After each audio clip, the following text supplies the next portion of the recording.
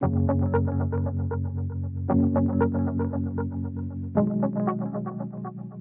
is a fundamental item that you need to address whenever you look at financial planning.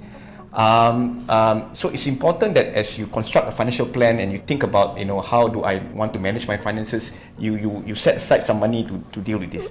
And this may be something that is not natural to people, because the first thing that they do is that they would like to then see how they could grow their money, right? But often people forget that it is as important to ensure that you also take steps to ensure that you're also protected as well. So there's a general rule of thumb that we normally use in financial planning, and that when we look at the amount of coverage that you need, and assuming that it's a life cover, right?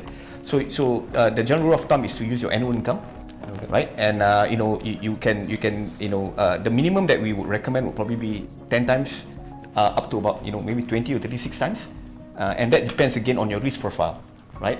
So for instance, if you are coming back to an example, if you are basically self-employed, and you're not under the coverage of an employee benefit, so you may then want to look at what is it that you first need.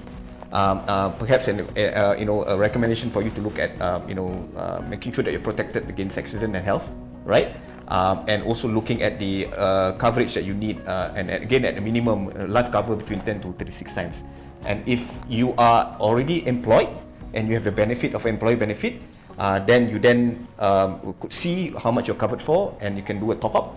Or you could also start to go into acquiring a Takaful or insurance plan that focuses on savings. That could also be very useful for you. It's important to get your coverage while you're still young and healthy. So there's a Malay saying, sediakan payung sebelum hujan. I think that's very important.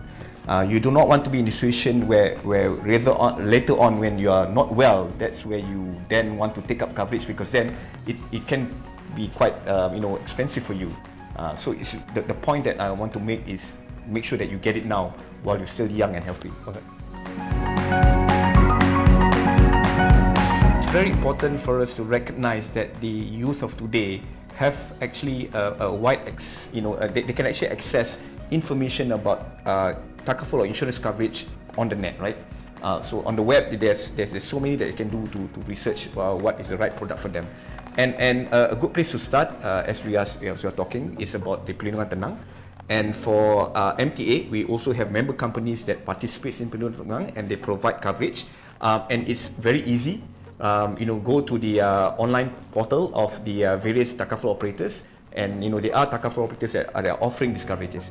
And again, I would like to stress again that it is actually very, very affordable. For someone who's like 25 years old, you can actually get a coverage of 20,000 ringgit for as low as 4 ringgit a month. So 5 ringgit a month. So that's very, very affordable. It's important to plan not only for good times but also tough times as well and bad times as well.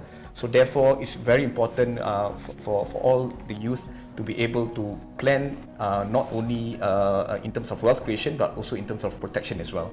And I cannot stress again the importance of doing it very early when you're still young and healthy. There are plans that meets the needs of everyone then. Right, it doesn't matter whether you're in what income range that you have. There is a plan for everyone. So that's a myth that I think is important for us to break through. Yep. There is coverage that's available for everyone, for every Malaysian. Yep. Right, they only have to make the decision to get that. Yeah. And the myth that I normally get is about rugi. Saya masuk Takaful sebab saya tak claim, right? So that I think coming back to the understanding about why protection is required. Now, it is there to ensure that when come rainy days and you need that protection is there. Okay, so it's important for us to set aside a small amount to be able to ensure that over the rainy days we are able to be okay. Yeah. I would go with protection first, definitely. Because I think it's important to protect yourself first before you then do your wealth accumulation. No, you shouldn't stop. there are options that you can do to ensure that you can still maintain, you can still have your coverage, right?